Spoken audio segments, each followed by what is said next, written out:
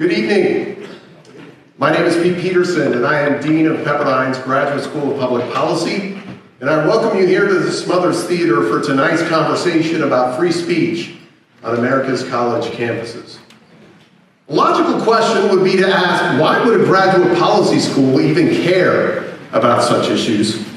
Well, as a program that prepares students for careers in the public square, I've become increasingly concerned about our ability as Americans to perform the essential tasks of citizen leaders, to deliberate and debate about the common good with people with whom we may disagree. At Pepperdine, we call this the practice of convicted civility. But with each passing day, through public sector strikes at the local level and government shutdowns at the federal, it appears we are less and less able to find that common sense out of conflicting interests.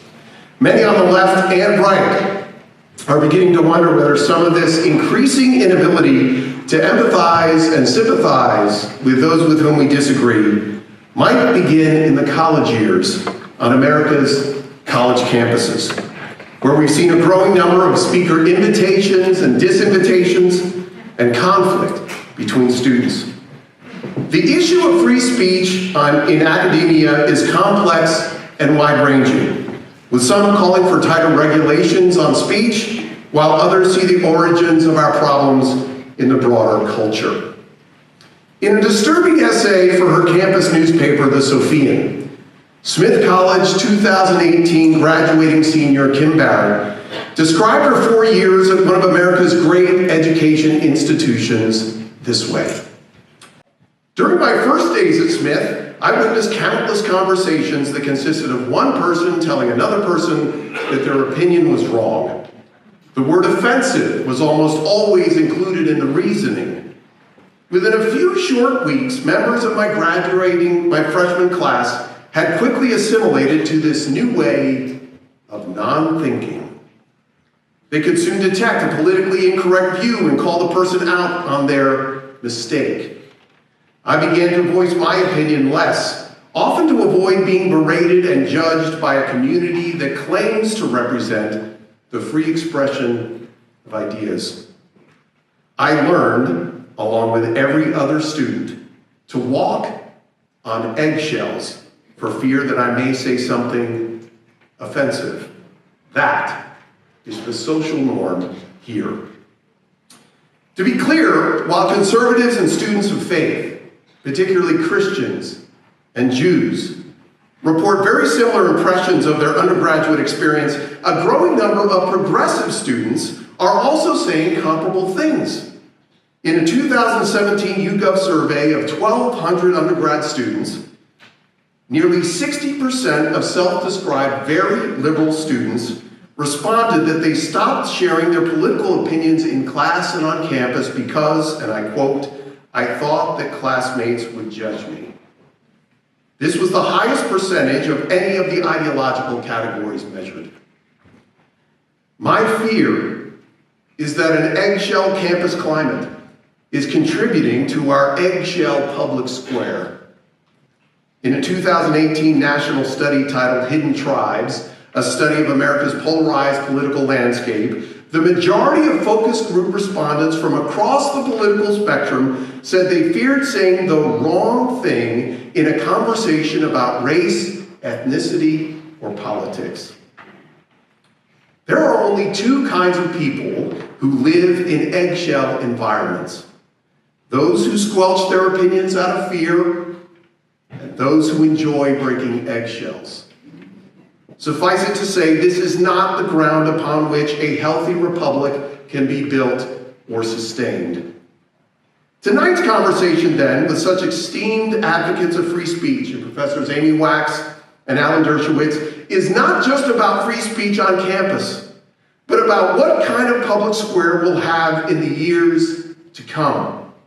This is why I'm so grateful to partner with the Steamboat Institute in hosting this important conversation.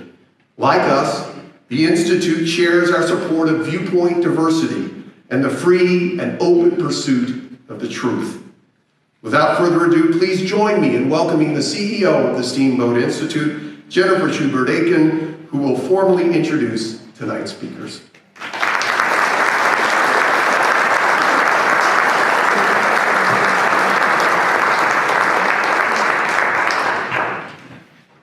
Well, good evening, everyone. Thank you, Dean Peterson, for offering such a warm welcome. My husband and I were treated to a very lovely tour of your campus today, and I must say it was really nice to be in a place where there was not 3 feet of snow covering the ground, as there is back home in Steamboat Springs, Colorado. So it's great to be here in beautiful Malibu, and we really appreciate being invited to your campus. In the 10 years since our founding, the Steamboat Institute is proud that we have earned a nationwide reputation for offering unique and entertaining programs which provide ordinary citizens, just like all of us, with direct and personal access to our nation's leaders in journalism, the media, business, government, education, the military, and the entertainment industry. Through our innovative program and providing this direct access to leaders on the national and global stage, the Steamboat Institute inspires ordinary citizens to learn more about our nation's founding principles and to then use that knowledge to gain a better understanding of public policy, individual liberty, and the proper role of government, and hopefully get inspired to get involved. I want to stress that we welcome everyone to our programs always, regardless of your political ideology. Whether you're on the left or on the right, you're always welcome. We welcome anyone who comes with an open mind and wants to learn more about the issue that's being discussed. Well, last year, we kicked off our inaugural Campus Liberty Tour with a debate tour featuring Nigel Farage, who was the architect of the Brexit movement, and Vicente Fox, the former president of Mexico, debating nationalism versus globalism. We toured 4 college campuses in 5 days with these two, and let me tell you, that was quite the experience. We started at CU Boulder, where Professor Bob Kaufman moderated the debate, CU Colorado Springs, the University of Maryland in College Park, and Lafayette College in Easton, Pennsylvania. We had between 500 and 1,000 people at each of these events, plus the Maryland debate was carried live on C-SPAN. So that was really exciting. But the most exciting thing about the Campus Liberty Tour was at each campus, the response we received from the students on both the left and the right, it was overwhelmingly positive. Over and over again, we heard from the students how much they enjoyed hearing an actual debate using reason and logic and conducted in a respectful manner, rather than people screaming at one another and simply calling the other side stupid or worse. As Professor Dershowitz wrote in his new book, and I hope you'll have a chance to get a copy afterwards if you've not already, he wrote, "America is a poorer nation as a result of the death, or at least the dearth, of dialogue." And we couldn't agree more. It is the goal of Steamboat Institute's Campus Liberty Tour to restore this dialogue to college campuses. We believe that critical thinking skills can be developed and robust but respectful dialogue restored through diligent effort and practice. Just like learning how to swim or learning how to play the piano, you have to practice these things to make it become part of your daily life. Well, last evening, we hosted a similar discussion on campus free speech at Cal Berkeley with Professor Dershowitz, and we had Richard Epstein, a law professor from NYU, participate in that discussion, and it was moderated by recently retired Judge Janice Rogers Brown, who was on the DC Circuit Court of Appeals. So it was a very robust and wonderful discussion that once again was greeted very warmly by the students and others who attended. Our mission with the Campus Liberty Tour is to teach students and all who attend how to think, not what to think. We believe it's important to hear viewpoints with which you may disagree. As John Stuart Mill famously remarked, "He who knows only his own side of the case knows little of that." I would also like to thank our major sponsors and the foundations who share our vision for teaching critical thinking skills and encouraging free speech and debate on college campuses. These include Harris Ranch, which is based right here in California, the Michael Aprino Family Foundation in Denver, the Snyder Foundation in Pennsylvania, and the Woodford Foundation for Limited Government in Colorado. Without their unwavering support and vision, we would not be able to bring you this compelling discussion this evening.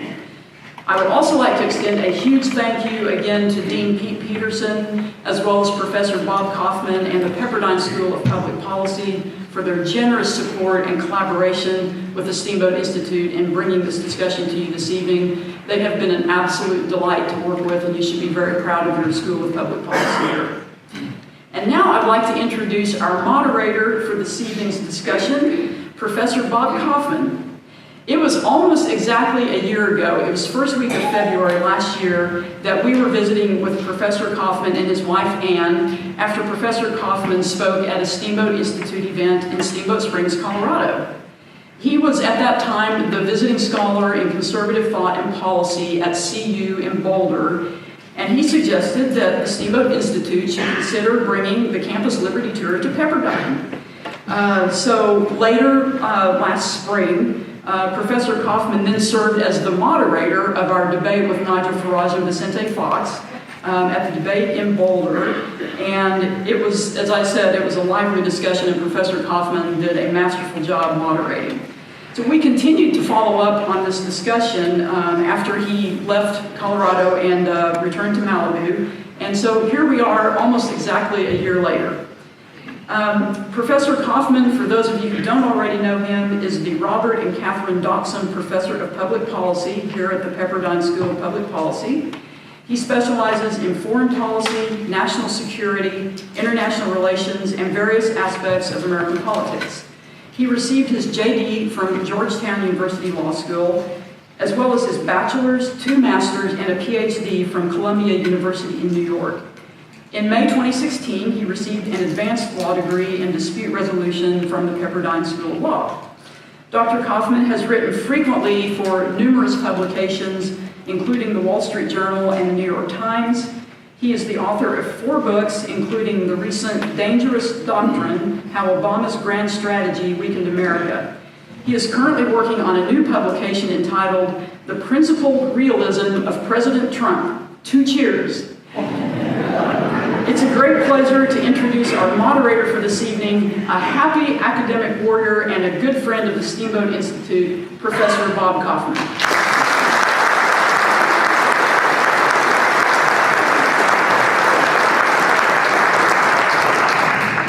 Jennifer, thank you for the very kind introduction, and thank you all for coming tonight.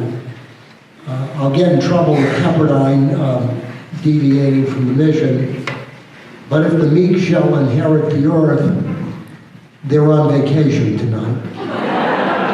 We have with us 2 intrepid, courageous, principled, highly capable academic warriors committed to free speech. Professor Amy Wax and Alan Dershowitz. Amy insisted on a short introduction. I'm going to oblige. She's the Munline Professor of Law at the University of Pennsylvania, impeccably and broadly educated with a JD and an MD. She's written numerous scholarly articles in journals of the first rank. She is a public intellectual who is formidable. In 2010, the New Republic described her book, Race, Wrong, and Remedies, as the quintessence of good sense and intellectual clarity, the best book in the year on that subject. Amy, thank you for being here.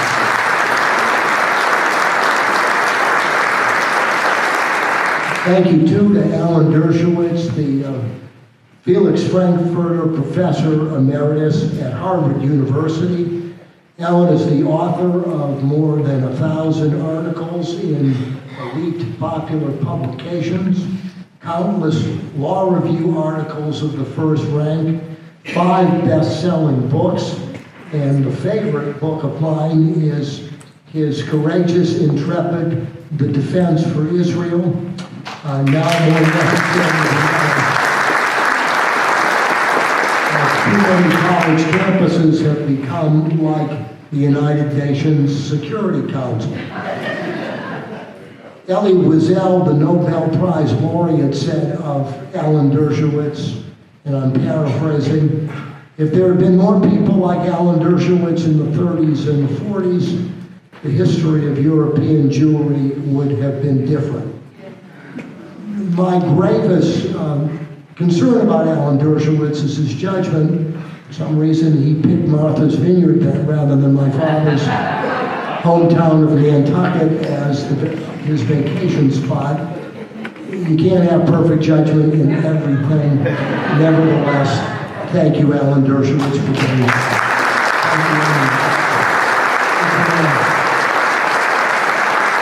Let me explain the format, which will have two parts. In the first part, I will engage both of the panelists with a series of comments and questions to stimulate their observations. That will last about half an hour. In the second part, I will take questions directly from the audience with a proviso, a couple. One, they are genuine questions rather than statements disguised as questions. And two, you get to the point. You have 30 seconds to articulate a clear question. Otherwise, I'll cut you off at the knees and take pleasure doing it. So with no further ado, let's start with segment one. And if the panelists don't mind, let me begin by asking Amy Wax to discuss her entree into the issue of free speech. Amy, you've become a hero to some and a villain to others on campus by becoming at the center of an intellectual maelstrom for what seemed to be a very innocuous beginning, an editorial you published with Larry Alexander in the Philadelphia Inquirer that made what seemed to be a defensible point that some cultures prepare their citizens for modernity better than others, and that began a Nantucket sleigh ride of controversy. That's your segue to begin. Yes, well, first of all, let me say that I'm glad that Professor Kaufman doesn't know where I go on vacation. I know now. Which one? All the usual places.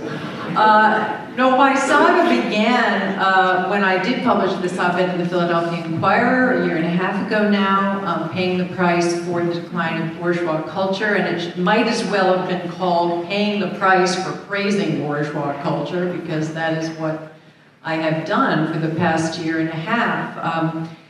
In the op-ed, we talked about certain values that are the mainstays and the stalwarts of our great country, our great civilization, the values of reliability, of hard work, of industry, of honesty, sobriety, gratitude, order, and thrift. The list goes on. And how people who adhere to those values or certainly believe in them have in general been on average more successful, not infallibly so, because of course luck has something to do with it, but these are important rules of behavior. And then we went on to bemoan what we viewed as a decline in some of these behaviors. And more generally, of course, stated that some cultures prepare people better for modern technological societies than others. And this elicited really a firestorm that I had not anticipated. Apparently, it's offensive, and there's that word again, and insulting to some people to praise these kinds of behaviors and values, and it's also unacceptable to make distinctions among different cultures and ways of life, even if you give good reasons for elevating some over others. And people complained, petitions were launched condemning me, My dean was barraged with demands that I be fired, defenestrated, destroyed, all other sorts of horrible things happening to me. And then I think in the most disappointing gesture, 33 of my colleagues, half of the faculty, wrote an open letter in the school newspaper condemning me and rejecting all my views, whatever that meant, without articulating what views they were rejecting, without giving reasons for condemning me. It just was an outright condemnation. And that's when I really felt I needed to fight back, because condemnation without arguments, without reasons, the rejection of open debate based on evidence, that to me was a fundamental violation of academic values, and it was incumbent upon me to get out there and say so. And that, of course, just got me in more trouble.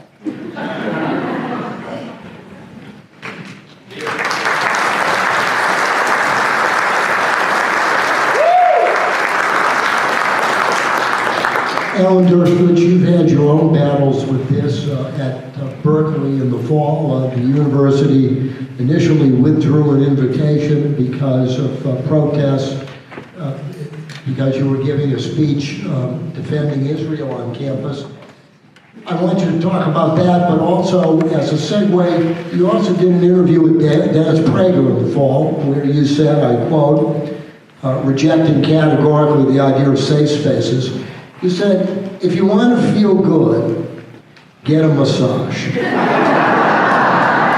University campuses are arenas of vigorous debate, and you also complained not only about the idea of a safe space, but that they were selectively applied to chill certain types of issues and certain types of views. Could you comment and elaborate? Sure, thank you. First of all, thank you for inviting me to this wonderful event. Last time I was at this beautiful campus, I debated Ken Starr. We had a wonderful time. So I think I invented trigger warnings before the term was even known. The first or second year I taught at Harvard Law School, I said, if you really want to feel good about yourself, you want to feel comfortable, there's a terrific spa down the road. If you're going to be in my class, you're going to sweat, you're going to be furious at me, I'm going to challenge every idea you ever had. In 50 years of teaching, I don't think I ever expressed a personal view in a classroom. I expressed devil's advocates' views all the time. I would defend the death penalty, even though I personally oppose it. Students, unless they read my outside material, didn't know what my views were from class, because I agree with our chairperson that the role of the university is to teach students how to think, not what to think. My engagement with free speech goes back 60 years, 65 years. When I was a first-year student at Brooklyn College, first in my family ever to go to college. I grew up in a family that didn't have culture or much education, so when I went to Brooklyn College, I was shocked to see that there were attempts to censor left-wing professors. A professor named Slockower was being fired because he had refused to answer questions in front of the House Un-American Activities Committee, and the man who was pressing the hardest to have him fired was a man who I got to know named Eugene Scalia, who's had a very famous son. And so my first encounter with censorship was censorship from the right against the left. And my second encounter was when I went to Stanford to teach for a year, and it was the year of the free speech movement at Berkeley. And I went up to Berkeley expecting to be thrilled at the free speech movement, and I was extremely disappointed because the people who were pushing for free speech weren't really pushing for universal free speech. It was free speech for me, but not for thee. And I've seen that continue to the present time. Today, the heroes of free speech are conservatives, and I praise them for their heroism in defending free speech. But, you'll hear what I have to say, and then you'll know why I get invited everywhere once. I am concerned that too many on the conservative side are involved in free speech for me, but not for thee. It's the conservatives who are being banned on college campuses today. So it's easy to be a defender of free speech, much like it was easy for the communists to be defenders of free speech back in the 50s, because they were being banned. The key to defending free speech is defending the free speech of those with whom you disagree. Defending free speech universally, across the board. I'll never forget when I defended the rights of Nazis to march in Skokie. I was then on the National Board of the American Civil Liberties Union, as my grandmother would say, Olav Shalom. It's a blessing for the dead. The American Civil Liberties Union is gone and dead and buried. But they used to be a civil liberties organization. And we defended the rights of Nazis to march through Skokie. And my mother called me on the phone and said, "Son, which side are you on, the Nazis or the Jews?" I said, "Mom, I'm on the side of civil liberties." She said, "Don't give me that highfalutin stuff. I'm your mother. You have to pick. You either have to be on the side of the Jews or the side of the Nazis." And my mother was not educated. I understand that. But I'm hearing that today. I'm hearing that today from my colleagues at Harvard. I'm defending the civil liberties of a man they despised, and a man who I voted against, President Donald Trump. And they are telling me I have to choose sides. I can't defend the rights of Donald Trump without being perceived as a supporter of his policies and his politics. They understand better than that, but they won't accept it. And on college campuses today, I'm afraid we're seeing much too much of free speech for me, but not for thee. For the first time in modern academic history, we're seeing professors write essays, theoretical essays, against the concept of freedom of speech, saying it's paternalistic, it's hegemonic, it's capitalistic, it's a way of oppressors keeping the oppressed down by free speech. Tell that to Martin Luther King, the way he used free speech against oppressors. But we're hearing it today from so many quarters on college campuses. And I worry, as I think so many of us do today here, that you can always tell what the future is going to be like when you look at college campuses today, because the students are tomorrow's leaders. And the lack of appreciation for free speech, only a small number of hard radical leftists and hard rightists would really say out loud that they don't believe in free speech. But a great many college students today don't care about free speech. It's not a priority issue. So I'm going to continue to defend free speech as long as I have the strength to do it. And I'm going to do it for people who I despise, for people who I disagree with, for people who I am offended by. And I'll leave it to others to defend the free speech of those with whom they agree. That's too easy.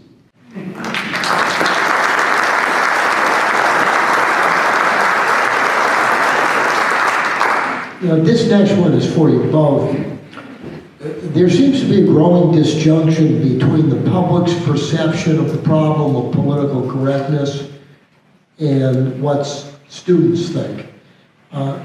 In 2018, a study called Hidden Tribe, very rigorous, 166 pages, found that virtually all categories of Americans, conservatives most of all, but even traditional liberals by 74%, thought that political correctness was a serious problem compared to only 25% of the progressive left. On campuses, by contrast, a night poll that the New York Times reported in March of 2018 discovered that more students now are more concerned about diversity and inclusiveness rather than defending free speech. One, what do you make of that? And two, why should we care what happens on campus when universities have historically the reputation of being far out anyway? Should this really matter significantly to us, and why? Amy. Well, I think the data that you're citing and the phenomenon you're describing really ties into a broader trend in our society that I think is very ominous. And it's a trend that has best been described by Charles Murray in a magisterial book called Coming Apart, which I would recommend that everybody read. And in that book, he talks about the growing divide along many aspects between our so-called elites who tend to live on the coasts and have elite educations, go to selective colleges, and lean progressive by and large. And the rest of the population, including the middle class and the lower middle class, working people who don't necessarily have an advanced education. And these people live separate lives, they live in different neighborhoods, they don't often mix, they have different cultural tastes. And he identifies this as a growing trend and one that is a departure from the past when people from different walks of life mixed a lot more. So I think this attitude towards what's important, right? Enforcing political correctness or resisting political correctness, wide open debate, open-mindedness versus catering to these values of diversity and equity and inclusion, by which is meant, strict equality of result, not just the meritocracy and let the chips fall where they may, but really something far more extreme than that and ideological. This divide is just part of this growing separation, which bodes very ill for our country. So I think that the elite universities have become their own societies with their own values, which they believe in as correct. The progressives have taken them over. They have marched through the institutions, as Gramsci says. They have almost now complete control of these institutions, and they are out of sync with a very large portion of our population. And I think what's happening politically right now in our country very much is a reflection of that. We can talk about what some of the solutions would be, what we ought to do about it. I think one of the things we ought to do about it is the elites should be much more focused on the average person. And what life is like for the ordinary, quote-unquote, unspecial people, and here we're talking about what Hillary Clinton designates the deplorables, than people like them. But I don't really see that happening. There's a lot of lip service paid to caring about the less fortunate, but here we're talking about people, the most poor of the poor, the very bottom of society, and of course, special solicitude to favored minorities, but not just your average person. And of course, I'm very interested in other people's opinions about what to do on this problem. I think the most overused and misunderstood word on college campuses today is diversity. The last thing the radical left wants is real diversity. They want more black people, more women, more gay people who think exactly like them. The last thing they want are black people who disagree with them, who are conservatives, or gay people who are conservatives, or women who are conservatives. So what we lack today on many universities is real diversity of points of view. And we all know the data that 90-something% of professors vote Democrat or liberals. I'm one of them. But I would much prefer to see a place which was ideologically more diverse. Now, here's the real problem. How do you get it? You can't have a litmus test. I don't think there's anybody on this panel. We're all opposed, I think, to racial quotas. I think we would be equally opposed to political quotas. That you need, 40% of all new hires have to be Republicans or conservatives. That is not the right approach. So it's very, very difficult. When I first came to Harvard in 1964, I was the token liberal.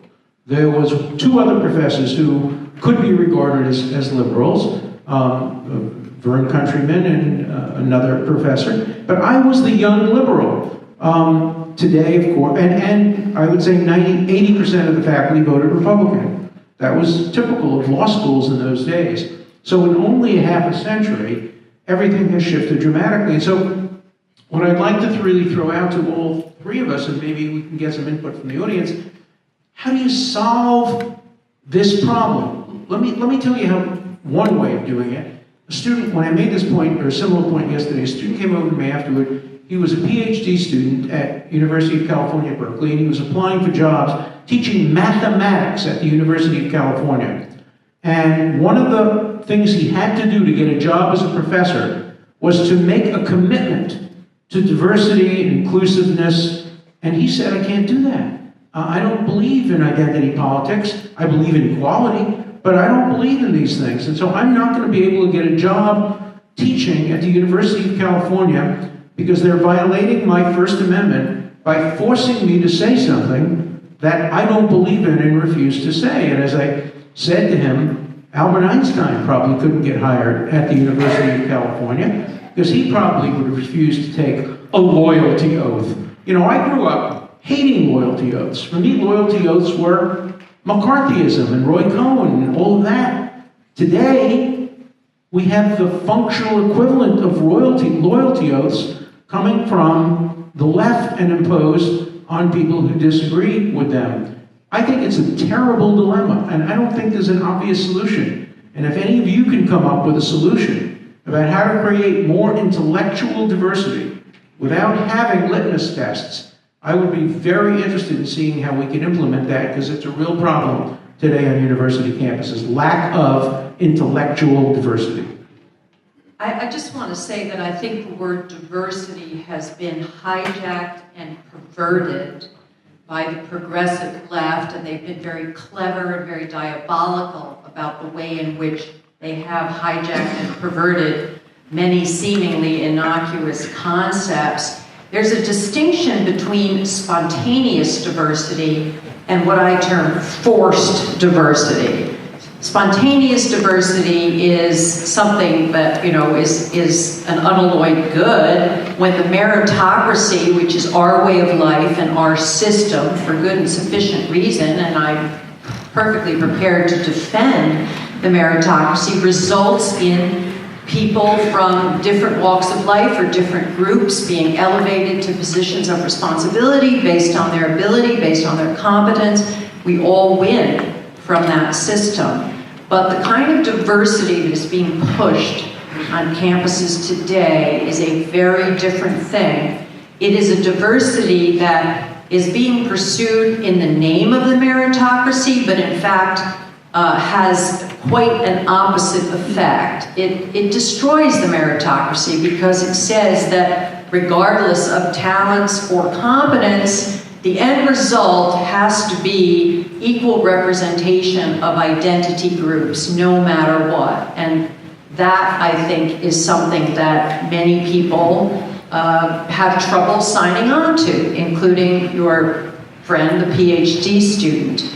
But once again, people are required to pay fealty to this concept because it is unquestionably superior, and no one can question its superiority. Let me just add that Harvey Mansfield, professor of politics at Harvard, government at Harvard, had a wonderful interview online in an outlet called In Point.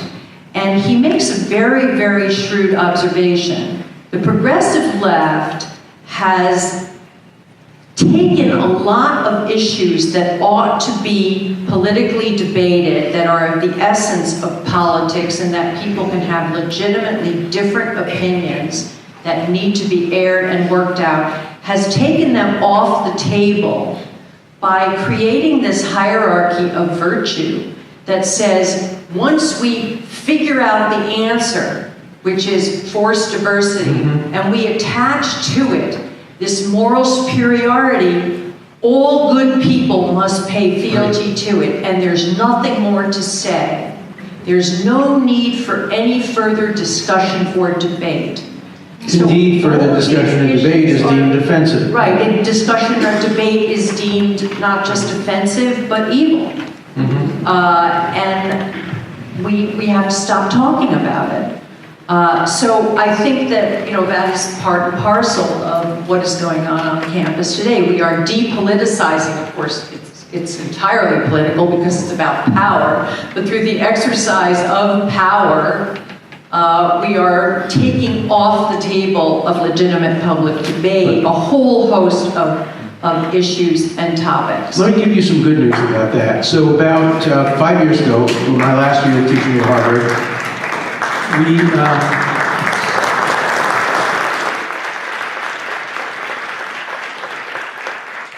Stephen Pinker and I decided to teach a course called Taboo. The subject of the course were 10 subjects that you're not allowed to talk about in colleges. And that was the course. We got 900 students registered for the course. We talked about every one of these issues that you're not allowed to talk about. We even talked about racial differences, genetic, all of the issues you're not supposed to talk about. We talked about the bourgeois arguments that you're making. You would have been an ideal person to come to the class. For the last class, we invited Larry Summers, who had just been fired as president of Harvard. And he came to the class and he said, I don't know why you invited me to this class. And I said, Larry, maybe that's the problem. Because he had just lost his job for making a controversial statement of fact, which may be true, false, partially true, partially false, based on empirical evidence, not based on empirical evidence. But he couldn't make it. In fact, there was a wonderful cartoon in the Globe. It had Larry Summers begging the Board of Overseers of Harvard for his job back. He said, you misunderstood me. I didn't really say that women are less capable of learning physics than men. I said, Israel is the worst human rights offender in the world. Now can I get my job back? It made the point very effective. So what can be done, and is it something like the University of Chicago did in 2014, issuing a state affirming traditional academic freedom and commitment to robust debate? Although, Amy, you have rightly distinguished between the legal leverage between public and private universities. Is it making government aid conditional in private universities on accepting the First Amendment? What can we do about where we are now?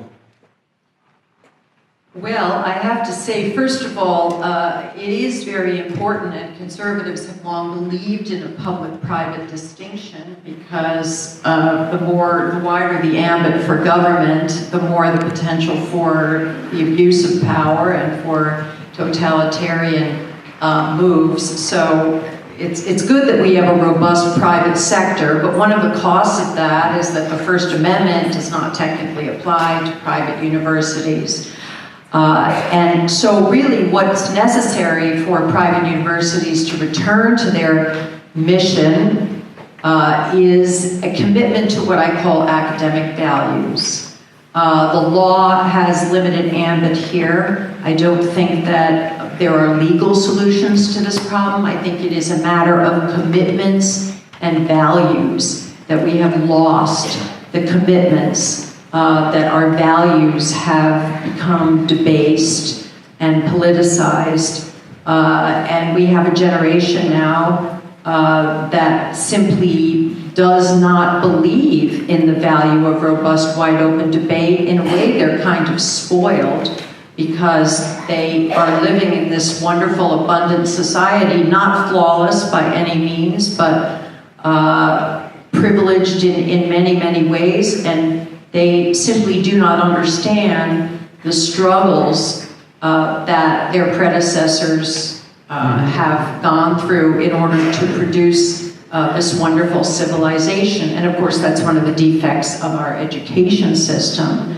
that we do not teach people about the long struggle, the legacy that they are enjoying, and so they don't feel the proper gratitude for it. So, you know, this is a very, very hard problem to solve. I'm a little bit pessimistic about it, because I think that the progressive left now has almost a complete stranglehold over the most influential institutions. And of course, these institutions are gateway institutions that control access to the upper middle class to prestigious and powerful jobs. Everybody wants to get their kid into, some top 20 school. There's a scramble to do that. Nobody wants to rock the boat. I call it the little Caitlin problem. We're going to keep our head down because we want little Caitlin to get into Harvard and we want her to get out of Harvard so she can have a good life. And on some level, we don't really care what's going on while she's there. So, how do we get people to care? It's very difficult. One of the projects I'm working on now is an article called Defund the Ivies.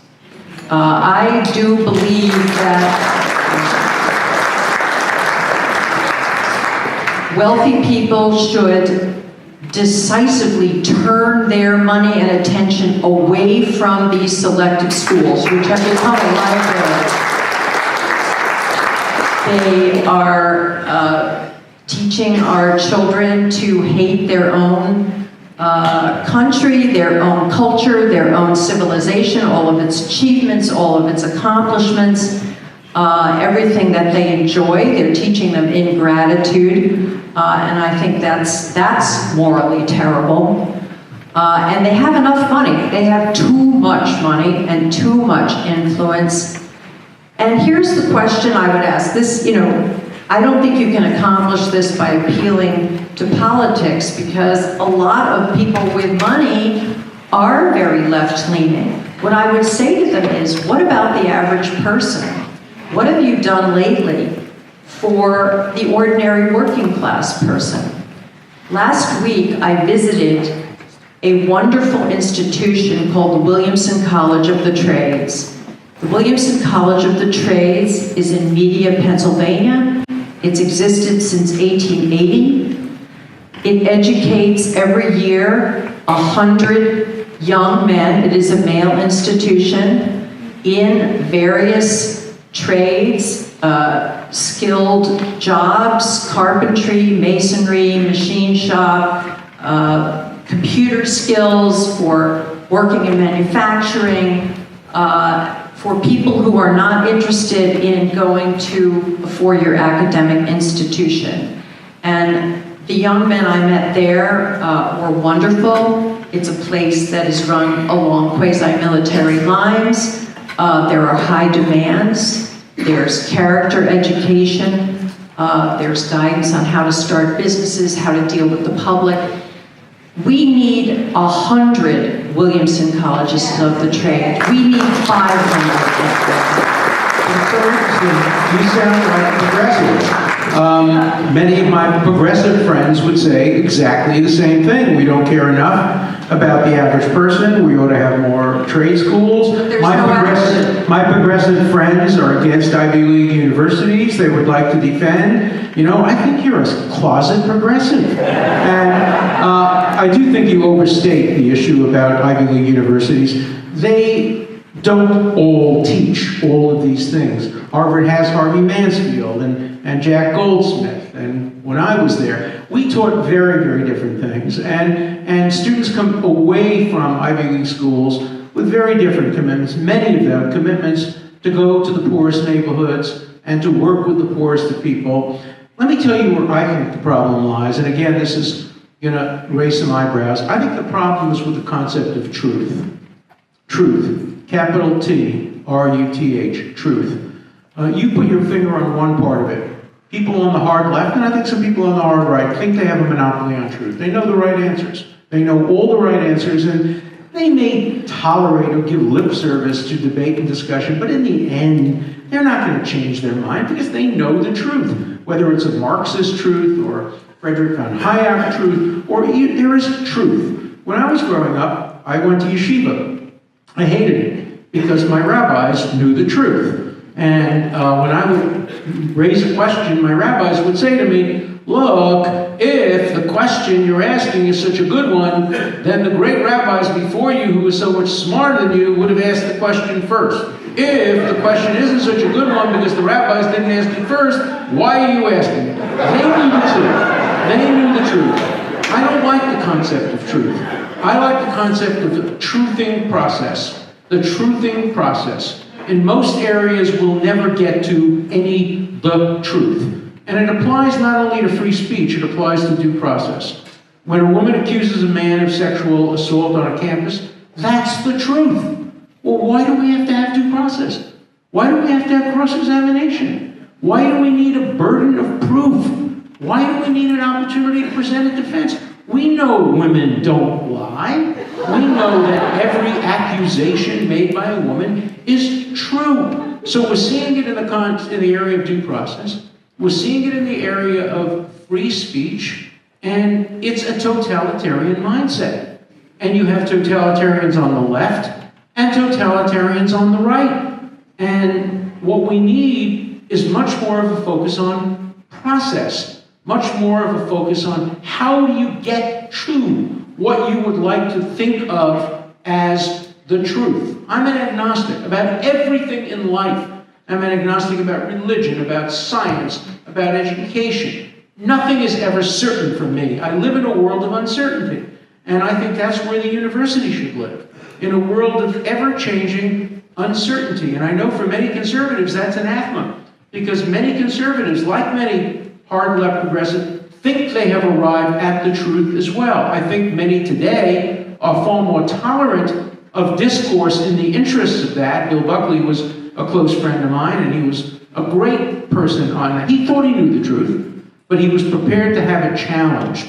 So I think we have to rethink the concept of truth, both in the area of due process, in the area of free speech, and focus more, maybe because I'm a lawyer, on the issue of process. And I think that's what's missing on university campuses. Process.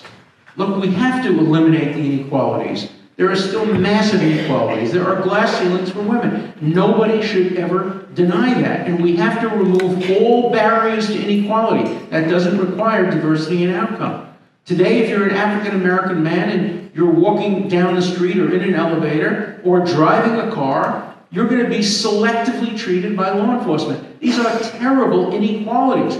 We have to fight them, but the answer to inequality is not necessarily the kind of rigid diversity that we see as the counteraction to the inequalities. Eliminating barriers to equality does not require equality of outcome.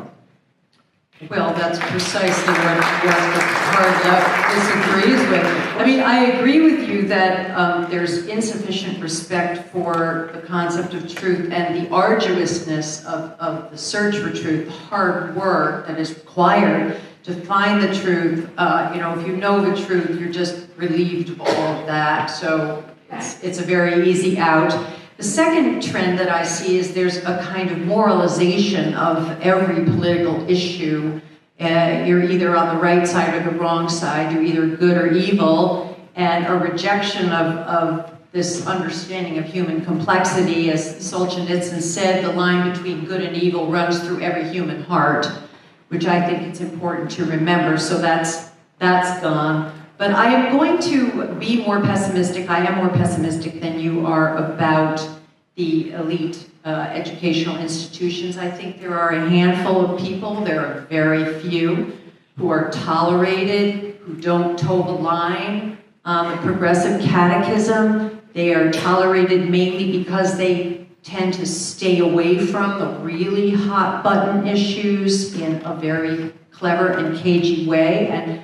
And so they're selectively diplomatic, and I admire them for that. But there's also a generational issue that I think you're neglecting, which is that many of the people that you've mentioned are older.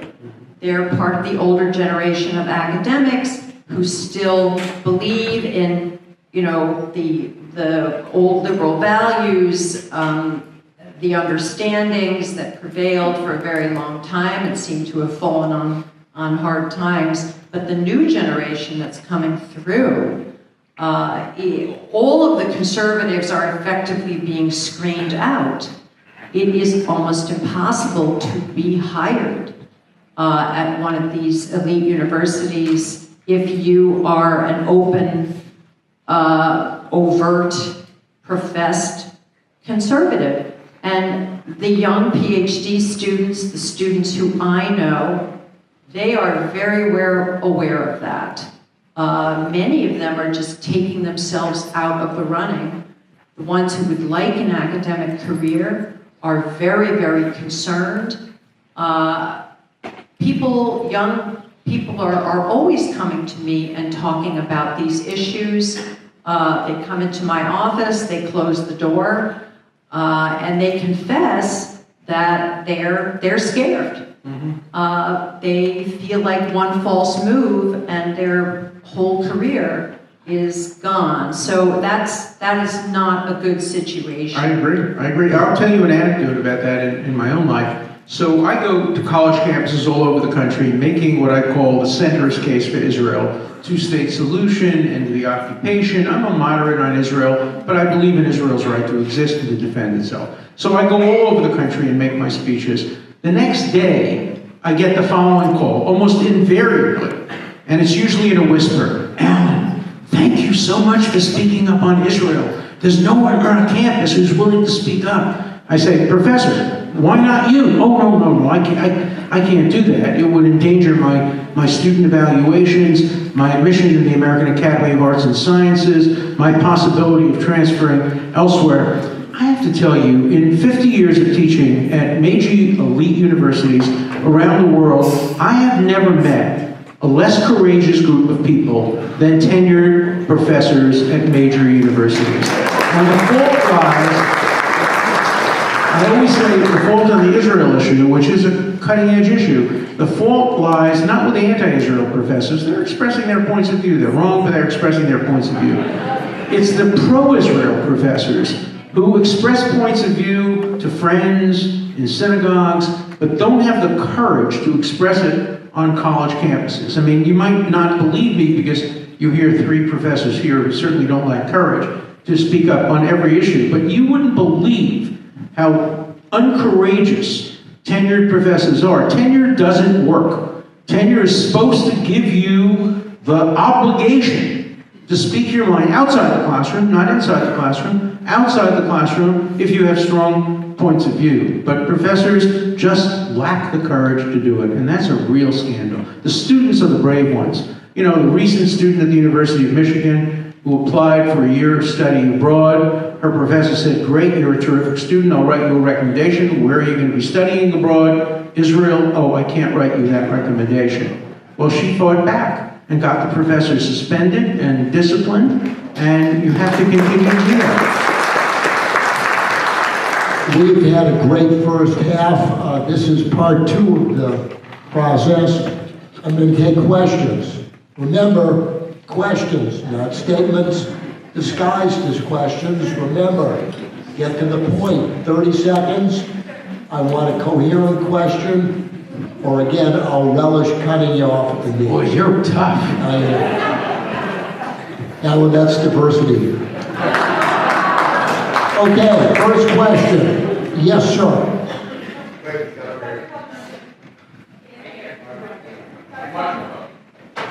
Do we have a microphone for this intrepid gentleman? Okay. Yes, sir. Okay, this question is for Alan Dershowitz.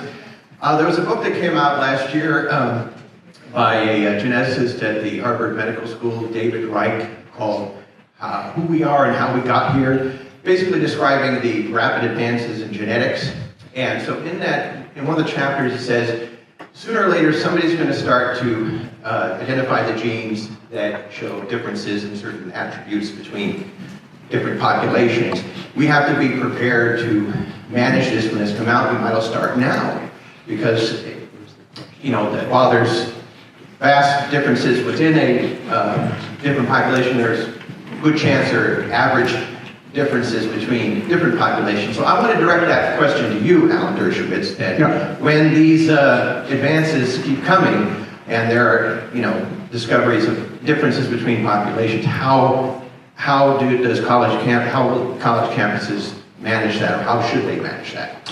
Well, it's a question that for many, many years has plagued universities. I defended Professor Shockley, who won the Nobel Prize for inventing the transistor, when he tried to teach a class at Stanford on what he called dysgenics, making that point you mentioned, of course, Professor the professor who wrote the book on different intelligences, Bernstein and Murray, and they have been ostracized at university campuses. Look, universities have to be open to all scientific truth and research.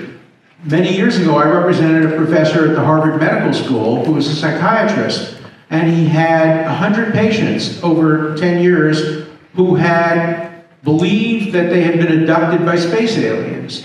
And he examined each of those patients and came to the conclusion that for the vast majority of them, they were not psychotic, they were not schizophrenic, they had no other evidence to suggest hallucinations, that there were 4 or 5 possible explanations for this. Many of them were working, 5 days a week, 8 hours a day without interruption. And he said among the 5 explanations, one possible one is that it's true. And Harvard set up a committee to fire him.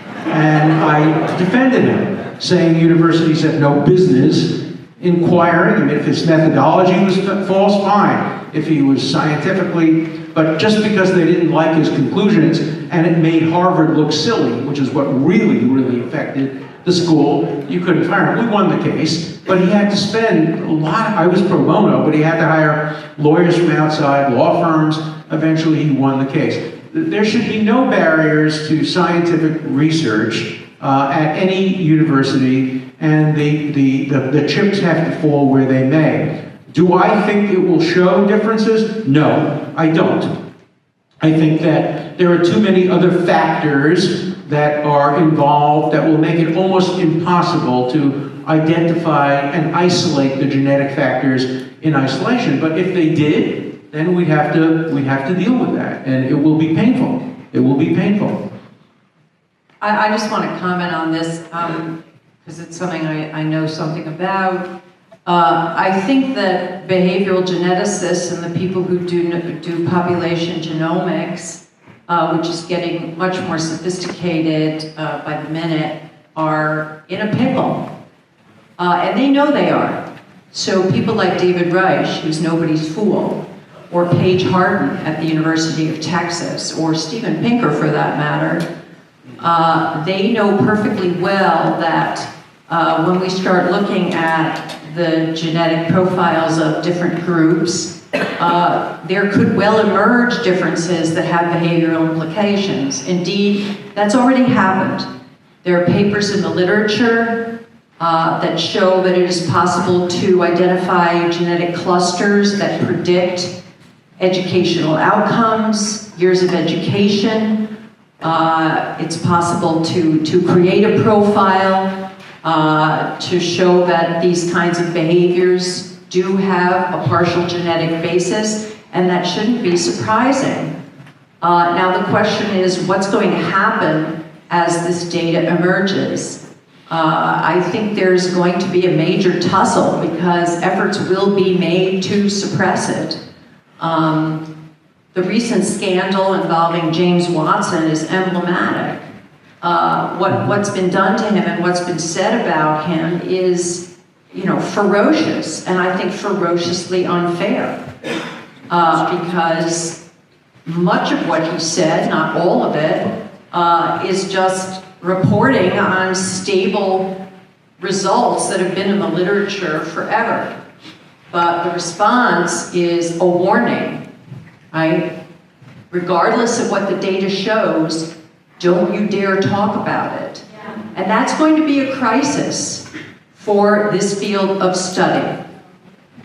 I agree. Question? Ma'am? Right there? Yeah. Yes, that certified newspaper, a local. Can we get a microphone up here? Hey, there's a microphone to the gentleman in the back. Mr. Rogers, hurry up. He's always wonderful. Malibu Surfside newspaper, a local newspaper, asking Professors Dershowitz and Wax, relative to the uncertainty state that you referenced, Professor Dershowitz, do you have concerns, professors, concerning journalists failing to live in a state of uncertainty and not being as objective as the First Amendment contemplates? Thank you. Look, Walter Cronkite couldn't get a job today. Well, in my household, we call the New York Times Pravda. Which means truth. And what's even worse is that many of my students have no idea what that's referring to. Well, people forget too that the word political correctness is a Stalinist term. It came from the Stalinist purges, that if you were saying things that were politically incorrect, you could be shot. And how progressives use that term in a positive way, I'll never ever understand. If you know anything about the history of communism and totalitarianism, the idea that you would be proud of adhering to political correctness is just so absurd. Journalism is in a terrible, terrible way.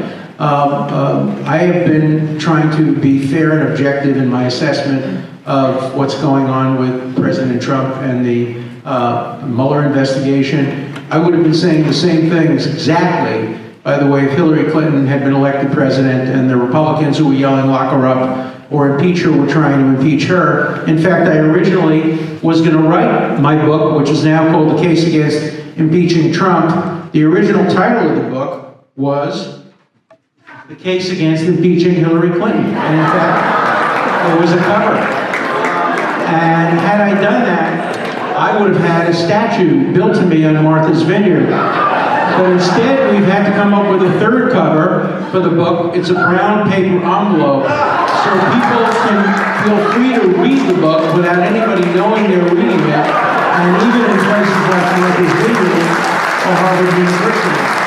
But to turn this seriously, you know, many of you know I used to be on CNN all the time. I was a frequent guest on Anderson Cooper. I was a frequent guest on Cuomo. I was a frequent guest on Lemon.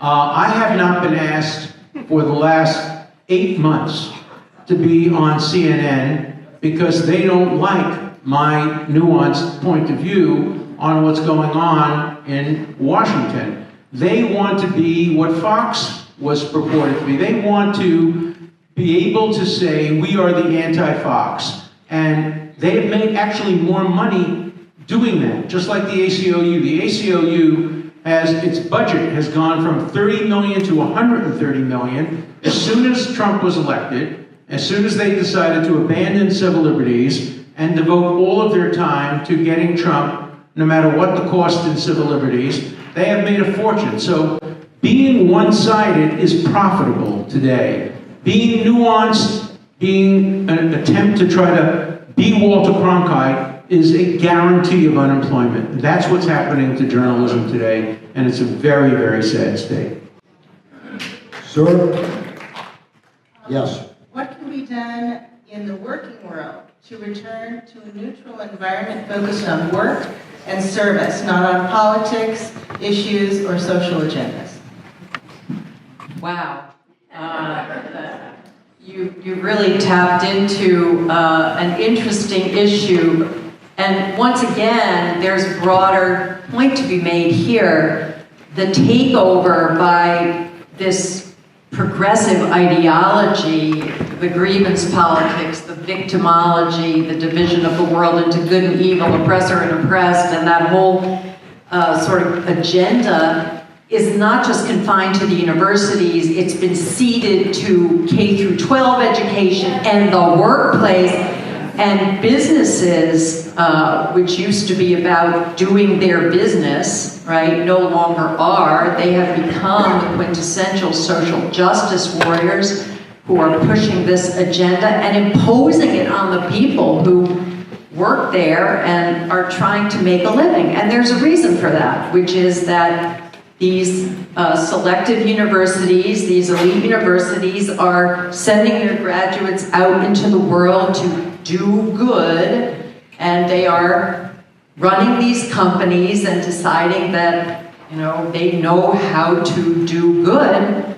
The watchwords are the usual, the buzzwords: diversity, inclusion, recognizing and admitting that we're all racist, we're all biased, we're all bigoted, we're all xenophobic. We all have to confess to these sins, and of course these sins become the all-purpose explanations for why success is not evenly distributed between all groups, all genders, when you run a meritocracy, you don't necessarily get the results that you want. So it's all kind of a cover for results that are considered undesirable. Well, let me challenge you on that. I don't think we know whether if you run a real meritocracy, you don't get those kinds of outcomes, because we've never tried a real meritocracy. I go back to my own life. I have to brag a little. I'll start by telling you what a terrible student I was in high school. Okay, but when I got to Brooklyn College, first in my family, I was first in my class at Brooklyn College, first in my class at Yale Law School, editor-in-chief of the Yale Law Journal, and a Supreme Court law clerk, and I got turned down by 32 out of 32 Wall Street firms. Only one gave me an interview. Because in those days, there was no meritocracy. If you were a Jew from an Eastern European country, you couldn't work at Cravath or Sullivan and Cromwell, any of the fancy big firms. Okay, that was my experience. We still have some of those experiences today. We have not yet eliminated enough barriers to inequality to be able to test the hypothesis that meritocracies won't ultimately, maybe not tomorrow, maybe not next week, but that meritocracies won't ultimately produce a better kind of diversity of every kind, racial, ethnic, gender, sexual orientation, religious, than any kind of artificial attempt to do it. So let's first eliminate all the barriers to inequality. Let's create a true meritocracy, and then we'll come back and discuss whether we have to tinker with that to get to the kinds of results that keep us apart today. But if we can get to those results without the tinkering, it's a win-win for everybody. Mr. Rogers. What are your thoughts on California State Bill 820, I believe, that bans private settlements? And what are some of the negative outcomes of a law like that? I don't understand the law. It bans private settlements? Correct. You can't have a private settlement in California. Are you talking about confidentiality? Yes. Oh, that's different. You could certainly, I mean, the legal system would break down tomorrow if you couldn't have settlements. First of all, 92% of criminal cases are settled. They're called guilty pleas, so obviously they're settled. They don't go to trial. I would say probably 98% of civil cases are settled. What you're talking about is if a woman or somebody charges somebody with sexual misconduct and hush money is paid as part of a settlement, that you can't have that settlement be confidential. Look, I think the public has in general, I would always want to err on the side of publicity rather than privacy, public knowledge, rather than privacy. But I have to admit, I haven't thought through all the implications of a statute like that, or whether it should be done by statute or in any other way. So it's a hard question. Yeah, I think there are costs and benefits to a law like that. I mean, the confidentiality clauses that I'm aware of, for example, in cases coming out of universities that are settled with their accusations under Title IX and the like, I think their effects are very mischievous if the terms are kept private, because a lot of people's misfeasance and misconduct, including the accusers as well as the accused, are kept out of the public eye. So, people don't know what's going on. That's bad. On the other hand, if you use the heavy hand of the law to ban these, then you're going to get fewer settlements. So that could be a cost. You really have to see how it plays out in practice. Sir? So Henry Louis Gates Jr. is another Harvard professor. I don't think it's Harvard Law, but I'm pretty sure it's Harvard undergrad. A few years ago, he wrote a pretty influential piece regarding the use of speech codes on college campuses, and in his piece, he argued that speech codes on college campuses were disproportionately used to prosecute the speech of minorities on college campuses. Of what? The speech of minorities on college campuses, minority groups or minority individuals. Do you believe that things like speech codes... I'm not understanding your question. You're saying that speech codes are used against what, racial minorities more? Yeah, that's essentially what Gates Jr. argues That's in his just article. empirically bogus. That's what I wanted to ask. Totally bogus. It's just not true. If anything, I would suggest it would certainly be the opposite. I think that minorities on campus are far more protected by virtually every rule that the university has. They're not more protected in real society they're far less protected. But within the university context, I find it hard to believe that racial minorities or sexual orientation minorities are the victims of speech code disproportionately. I just don't believe that. Mr. Rogers, yeah. To either one of you, do you ever hear, particularly from conservatives, that maybe the time is coming to look at the funding of public universities, and since which are partly funded by conservatives, and is that a discussion that you ever hear of or would promote? Well, yeah, that topic does come up. Public universities are a big part of, our university system, and they get a lot of generous funding from state legislatures. I think, once again, the obstacles to using that as an instrument to influence how universities conduct their business are enormous. These academic institutions they're self-governing, they do have autonomy, the faculties are the ultimate arbiters of academic quality, who gets fired, who gets hired, who gets promoted, and it's very hard to meddle with that system by intervening on a micro level, on a retail level, with how the universities actually are run. So it's not a terribly fruitful avenue, and it has all sorts of dangers. I think one way in which public universities can mitigate the problem of the one-sidedness of opinion on campus is by funding centers where conservatives are welcome or conservative ideas are aired, and actually that's happening both in public and private universities. So Yale has the Buckley Center, which is an oasis, I think, of free thought and a place where conservative ideas do get some airing. The Madison Center at Princeton, our University of Arizona and University of Colorado have similar programs. So the important thing is to create those parallel programs and institutions that balance the opinions that, there is an imbalance and a one-sidedness. I think Alan did refer to this. We don't want to really suppress the other side's views.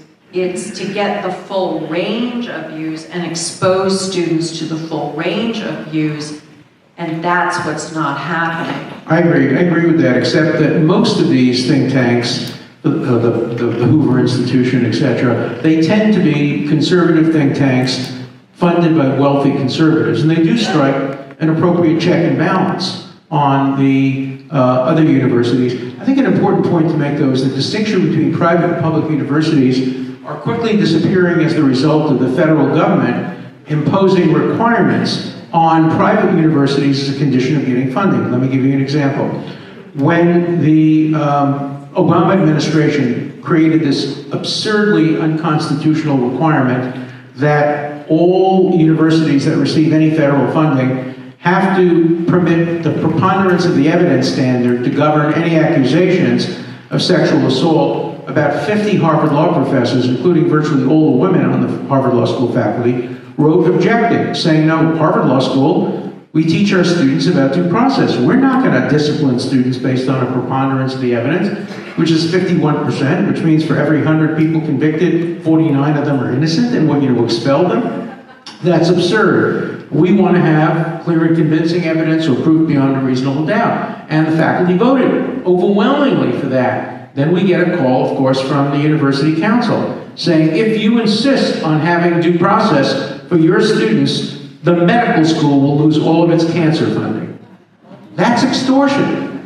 The law school can do without federal funding, but the medical school can't do without federal funding. And the federal government treats universities as a unit. Or, for example, when the Buckley Amendment was passed, which prohibited not the Buckley Amendment, I'm sorry, the amendment that was passed, some of you will remember the name, but I don't, that said if you don't permit recruitment on college campuses by the military, you lose your federal funding. Again, some of the departments wanted to fight that because it violates their policies against discrimination, gender discrimination, sexual orientation discrimination. They couldn't do it because it would mean cutting off all the funding from the medical school and other departments. So the federal government has turned private universities into universities governed by executive order of the president, which puts private universities in many respects, and dissenters in private universities, in the worst of all situations. You don't have First Amendment rights because it's a private university, and you don't have the right to even get a majority of the faculty to do the right thing because of the federal funding. It's a bizarre situation, and even though, again, I'm not a supporter of this president or this administration, I am a supporter of the Education Department's decision to rescind the Obama administration's rulings about denial of due process on campus. Unfortunately, we're at the end of our time. We have one more question, and then each of the panelists will have 2 minutes to wrap it up. This has been a wonderful and stimulating discussion. Thank you, Amy Wax and Alan Dershowitz. This is the final question. Yes, ma'am.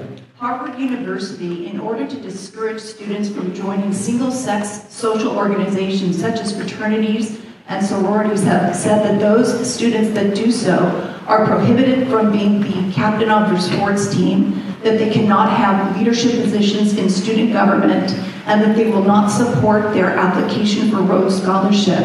My sorority, Delta Gamma, has a lawsuit against Harvard saying that this is discriminatory. I was going to ask you what you thought and who you thought would prevail.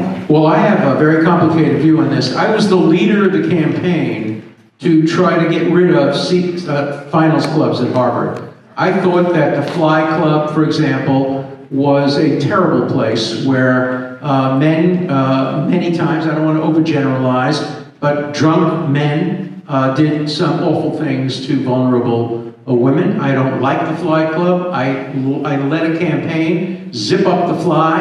I thought it was sexist, and I certainly wouldn't want anybody I know. Of course, my grandson was furious at me when I did that, because he was a Harvard student and he got passed over by all the finals clubs, presumably because of my strong opposition to it. So I hate finals clubs.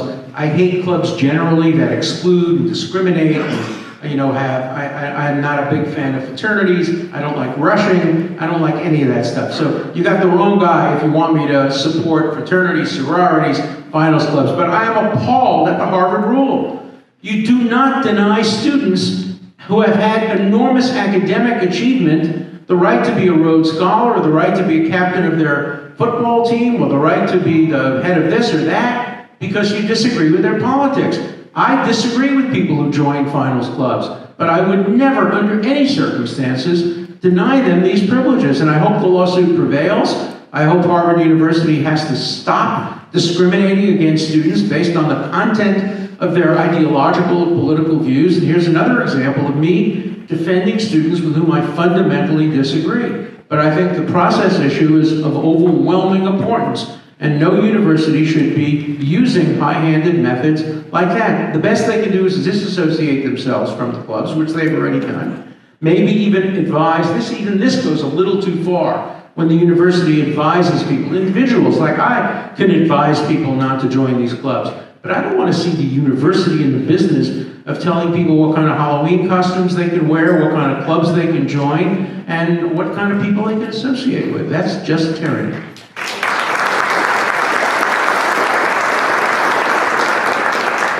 Well, I think this is in the ilk of the very kind of extortionate behavior that the Obama administration was using against universities on the basis of their financial leverage, and Harvard is doing the same thing. I actually disagree with Alan. I am not opposed to finals clubs or to private clubs or to fraternities or sororities. I think that they are useful institutions, that people join them for a reason, because they need groups and friends and places where they can socialize and feel comfortable and my grandson agrees with you. and no one forces any woman to go to a party at any fraternity or sorority. I think we really infantilize women. When you said the word vulnerable, I sort of shivered a little bit. I agree that adolescent women do need sometimes protection from their own judgment, but when you get to college, hopefully you are mature enough to make those decisions, especially if you are guided by people in authority towards prudence and self-care, which doesn't seem to happen anymore. I don't disagree with that. But we tend to neglect the upsides of these institutions and focus on the downsides. There's a certain kind of thread in progressive thought that I think is all or none, and I see it everywhere. I see it in the rejection of nationalism. I see it in attitudes towards diversity and inclusion. I see it in rejecting bourgeois values because they were associated with the 50s, and the 50s was an irredeemably evil time. These institutions are not all or none. As a friend of mine said, love leads to homicide, it leads to suicide, it leads to misery. Should we abolish love? So there's lots of potential for abuse of these institutions, but that doesn't mean that they don't have a use. And, Harvard University is a private institution. They're entitled to make judgments. They're entitled to decide, what their students can or can't do. It's not a matter of entitlement. It's a matter of wisdom. And I think it shows a lack of wisdom to interfere with students' social decisions to this extent. So I don't wish you luck. I don't disagree with that. I think I agree. Students should have a choice. I would just like them to choose not to join finals clubs.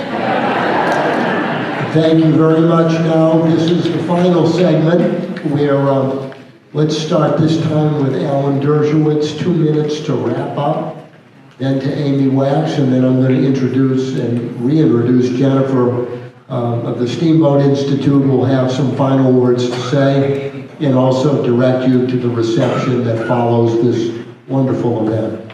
Alan? I'm worried about freedom of speech. I'm worried about due process.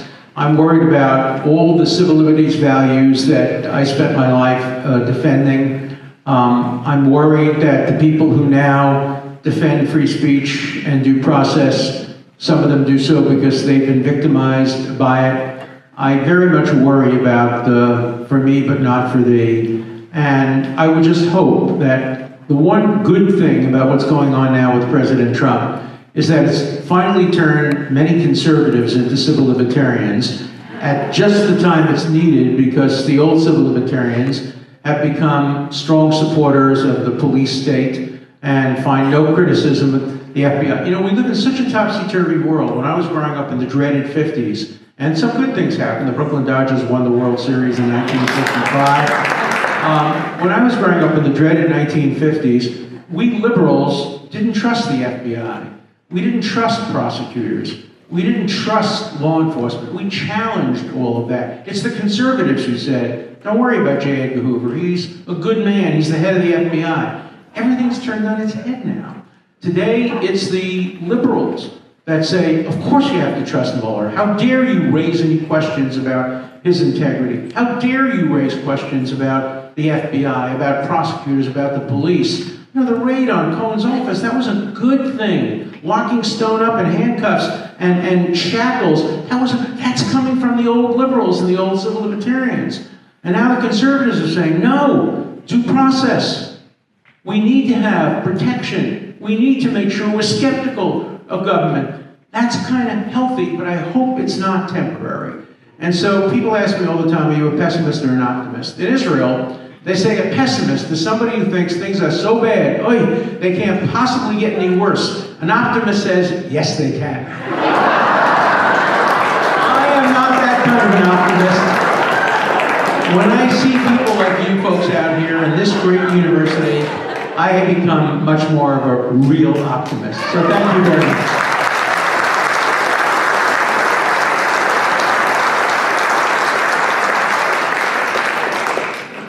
going to channel Alan by making this about the audience, so I guess I would have 3 pieces of advice. First, this used to be the watchword for, the lefty hippies, question authority, but I guess I would say, please, question the authority that's in power today, question the powers that be, because they are messing with your brain. The second is, show some courage in your endeavors.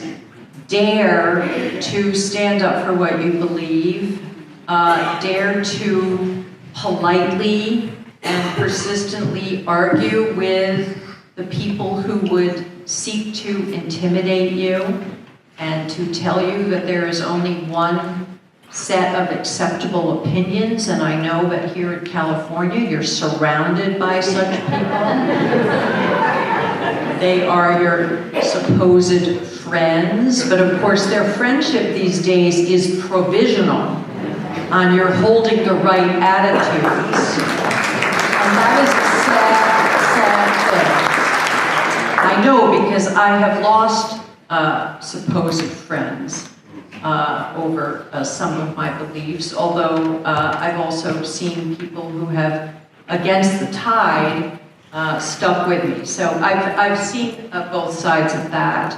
And finally, defund the Ivies. Take your money, and I know that you have some money out there, and rethink what you do with it.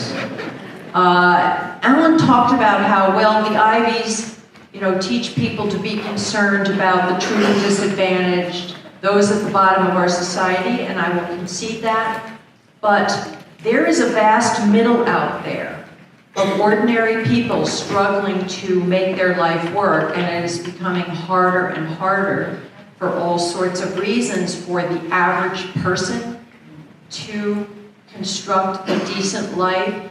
Think about what privileged people can do for the average person to make their life better. I think if we want to understand the current political moment, the election of Trump, what's behind that and what's going on, we need to focus on that neglected middle, because it really is sorely neglected in so many ways.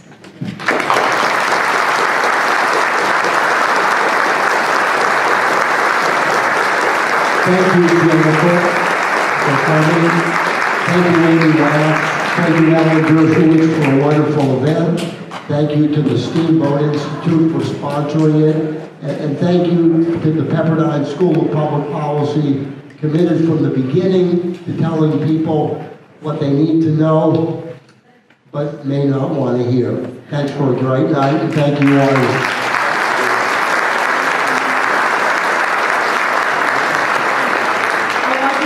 One more minute of your time, and then we're going to go enjoy this beautiful dessert reception.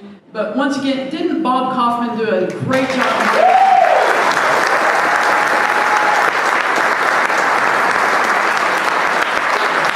I would also like to again thank Dean Peterson and the Pepperdine School of Public Policy and Melissa Espinoza. You all have just been tremendous to work with. If you would like to know more about the Steamboat Institute, I encourage you to go to our website, steamboatinstitute.org, sign up for our email list, follow us on Facebook, Twitter, and Instagram. We're putting out lots of good information throughout the day, every day. I think you would be amazed at some of the discussions we get going and the information you can get. Coming up later in April, later in the spring and late April, another reason you want to be on our email list, we're planning a socialism versus capitalism debate tour. If we can find someone to debate Yaron Brook. So far we've been turned down by Bernie Sanders, Alexandria Ocasio-Cortez, Beto O'Rourke, and we're in discussions with Senator Elizabeth Warren, so stay tuned.